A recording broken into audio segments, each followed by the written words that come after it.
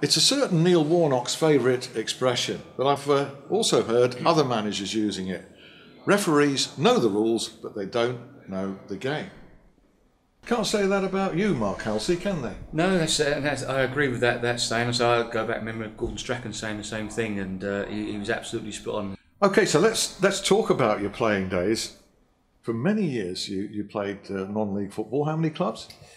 Oh, more clubs than Jack News, I think. But no, yeah, I mean, it's like I started at Hertford Town, St Albans, Cambridge City, Barnet for one game. That was one league game? Yeah, one league game. They were short of a goalkeeper. Barry Fry called me in, let 4 goals in, never called me back again.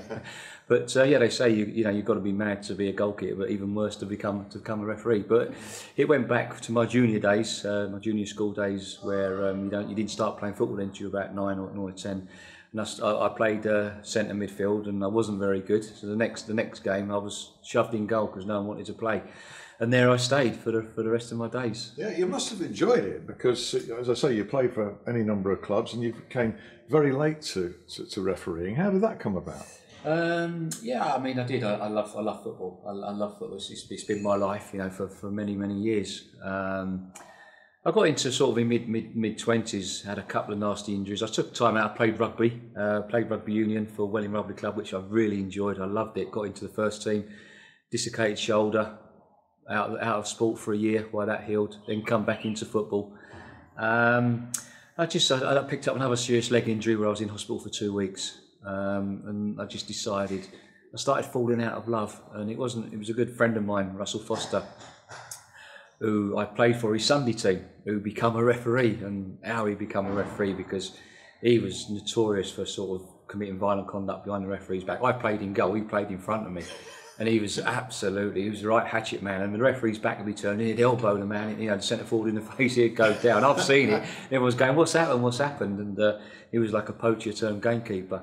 And he just said to me, why don't you take up refereeing? And I said, you absolutely no chance, I'm not becoming a referee.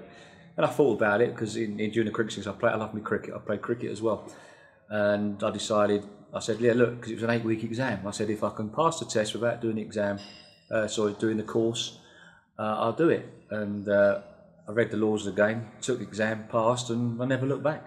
Yeah. And how were you to referee? Did you give any problems to the officials? Yeah, I mean, I liked. I did. Well, not really. I can say. I liked banter. I loved good banter with the referee. I had lots of good banter. I never sort of abused them or really went for them, but I liked good banter. Like when I play cricket now, that's different. I used to give the umpires a bit of abuse. Oh, especially when I thought I should have had an LBW or caught behind and never give out. I think I give more stick to the umpire than I did to a referee or assistant referee. But I do like me banter. I did like talking to referees. And I did love referees that spoke to players as well. And you've almost consciously then taken that style into your refereeing. Yeah, I mean, it doesn't mean to say that ex-players would become good referees. I mean, that's far from it. But for me, that it worked for me, and that's what I took. I think as well it helped me being known in the local non-league circuit, and then stepping into refereeing, local Sunday football, local Hearts County League, and I think that took me stood me in good stead for when I refereeing games, because players knew me. And they knew how I was and the way I refereed games, and they liked it. I was a great believer in from my early days, always giving players a chance. Being like as Jose Mourinho described me as being a 23rd player, being a player's referee, and I was. And I thought for me that was the way to go. I nearly quit a couple of times because I found it very difficult being in the dressing room on your own when I was used to having 15, 16, 17 people in the dressing room having a laugh and a joke. When you first start out as a class 3, it was in them days. I think it's level 7 now.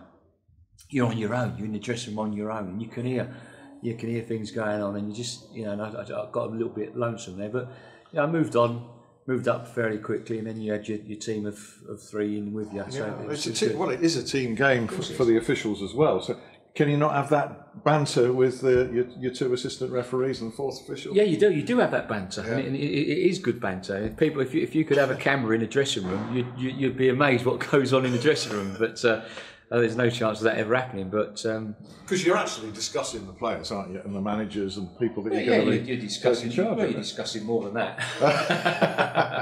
But yeah, it's good. You have a laugh, you have a joke, and that's what it's all about. And you know, refereeing is all about confidence. It's exactly the same with players in any team sport, in any individual sport. It's all about confidence, and it's exactly the same when you referee a football match. You know, the confident you are, the better you will perform. And do you think you are a better or became a better referee for the fact that you played? And why is it that is not a more well-trodden path, that you're one of very few, actually? Well, yeah, I'm amazed, really. I mean, obviously, I trained with professional players for the last 12, 13 years, and they act exactly the same on the training pitch as what they do on the football pitch. So you've got to have a bit of feeling with them. You know, you feel what they're going through and show them a little bit of, you're with them. You know, empathy. That's empathy for the game. But you will not get players refereeing football matches anymore. You just say to them, no, we're not doing it. No, cannot do it. I think if you look at the cricket umpires, you know, a lot of the ex-players go straight into umpiring. Now they get fast track right the way through to that level. Now I think if we had professional players coming out of the game and they go into the conference, pass their laws of the game and come into the conference and then go from there, I think we may see one or two more doing it. But you know what it's like at the moment, the FA you've got to start right down at the bottom, and some of these guys, when they finish their careers at 35, 36, it can take so long to get up to the top. Yeah. So I do believe that there's a place in the game for these ex-professionals to start at a high level, even bring them into Conference League 2, But unfortunately, you had to do it the hard way, because you were mid-30s, weren't you, when you took up the whistle? I was, I was I took it up about 28, 29. Oh, did you? I carried on playing. I was playing and refereeing, so I had to be very careful. I didn't get booked or cautioned or sent off, because if you were sent off, you're not only suspended from playing, you're suspended from refereeing as well. Is that right? Yeah, that's true. Yeah. So I had to be very careful. So I remember a cup final. I played in a Sunday morning cup final for my old team, Smith, Klein and Beecham, and it went to penalties. And I remember, saving a penalty, and I had to step up and take one, the fifth one. And I remember scoring the penalty, and going on a run, and all my colleagues jumped on top of me. And it's great when I see that, and that's what it's all I did miss that. Did you keep your shirt on, or did you rip it off? I ripped it off because there was no cautions in them days for that, which I believe, it's about entertainment, and that's one law that I would change as well. It's all about entertainment. But you were mid-30s when you actually took it up. In a full-time, not a full, because you had a job alongside it. Yeah, I lost my job refereeing, obviously, because I couldn't get the time off to do it. So I become a self-employed taxi driver. That's when I was sort of making my way up into the Ishmael League, into the Reserve League, the combination down in South, because you always to referee afternoon games then. So the nickname has stuck, hasn't it? Taxi, that's my nickname. That's what all my ex-colleagues call me. Well, they used to. I don't know what they call me now, but I've heard many a manager say "taxi for Halsey." Yes, I can mention a few as well. But we all, I make mistakes. It's tough. It's all about accepting you've made that error and learning from those errors, and then parking it and moving on. And the best referees do that. They make errors, they park it, and they move on. The hardest thing must be to do that actually during a game. I mean, you come away from a game and you're depressed because you've made a mistake, you've got to live with it, you've got 48 hours to get over it. But when you've made an error in the 10th minute and you've got 80 to go, and how do you cope with that? It's difficult because you're right there, Alan. When there's a big key match incident that comes up and you give a penalty or you give a red card, and for the next 5 or 10 minutes it's on your mind because you're thinking to yourself, I hope I've got that. Especially if it's live on TV. Well, because it could be a live feed going around the world, and you're asking your fourth official, you're saying, let's know if I've got that right. And sometimes it comes back saying you're absolutely spot on. Yes, there was contact, a penalty. Sometimes nothing comes back and you're thinking, I've got this wrong. So you think about it for the next 5 minutes, and you've got to compose yourself and you've got to block it out. It's very difficult, but after about 5 or 6 minutes, you do, and you just move on. and then you know at half time or at full time that you've made a massive error, and it does live with you for the next 48 hours. Even driving home in the car, you're thinking, oh, have I done this? Why did I do that? What could I have done? Should I have done this? Should I have done that? And you play it back through your mind time and time again, and you get home and you don't want to watch Match of the Day. If you do watch Match of the Day, you're sitting there with a glass of whiskey and a Smith & Wesson at your forehead, like thinking, should I pull it? You know, but you know that's refereeing. That comes with the territory, doesn't it? Yeah. It's about being thick-skinned, mentally strong, mentally tough, and that's what it's all about, being a referee. That's a dilemma. Is it actually better to go home and not watch Match of the Day, or is it better to get it over with and face it because people are going to tell you about it anyway?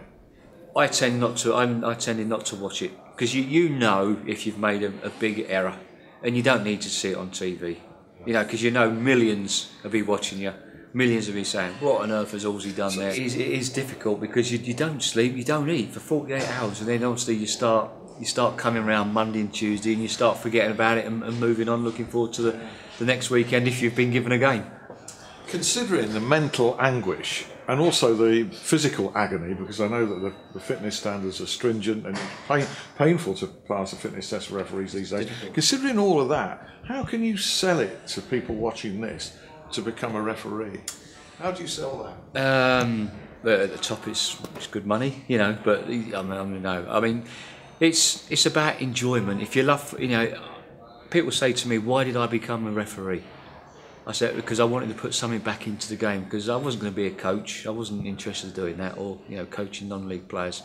I thought this is my way of putting something back into the game, and I loved it. I love refereeing, and for me, go out and enjoy it, go out and smile, referee with a smile, and that diffuses a lot of situations. A bit of banter with the players, a bit of laugh and a joke with the players. They're telling you what a bad decision you made, and I'm telling them, well, that was a bad pass you made, or a bad shot. You're not having a good game yourself, and then you get that banter. Obviously, you use a little, you have that shop floor banter with them, and I used to thrive on that. I used to love it.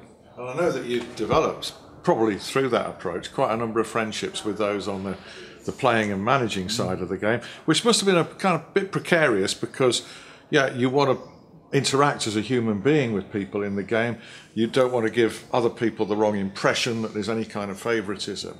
So, but you're all in the same game, so it's difficult, isn't it? It doesn't cost you anything, right, to be polite and smile with people. Now, listen, I was on the Premier League for 15 years.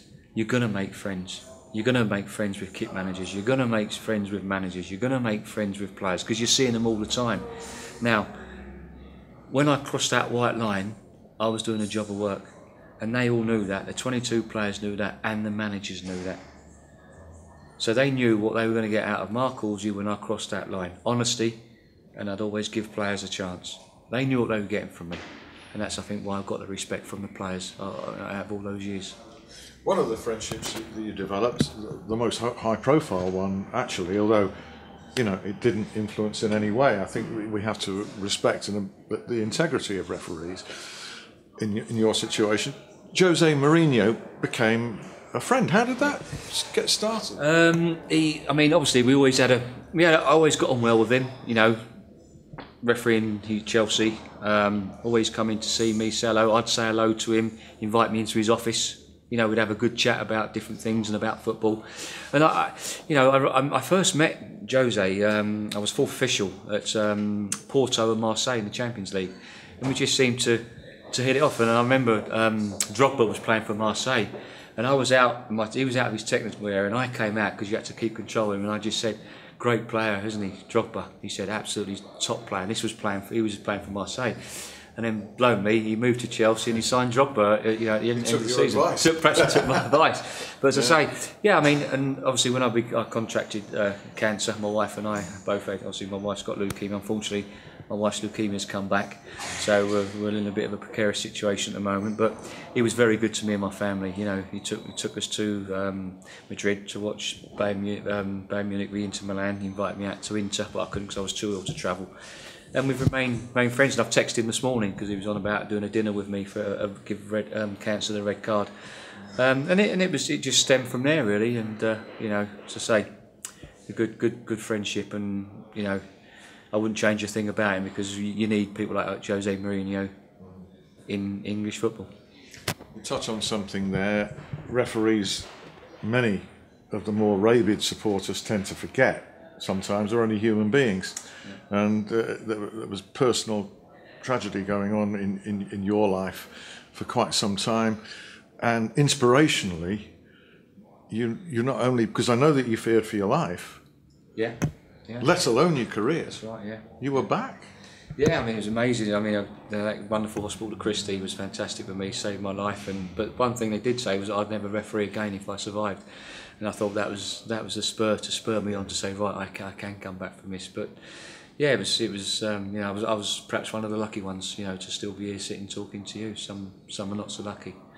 And how much of a spur was, you say that, you know, if you say to somebody you can't do that, you wanted to prove them wrong, but it was also something you loved so much. It was such an important part of your life, being a referee. Well, it was my life, and you sit there and you think, and you say to yourself, you know, oh, if I don't come back, what am I going to do? What, you know, I've got a mortgage to pay. I need to earn money, and so obviously when I was told I would never ever referee at the top level again, and I just thought, right, I'm going to go out there and prove people wrong, and like I say, hopefully be an inspiration to all those cancer sufferers that, you know, look, we can all beat this.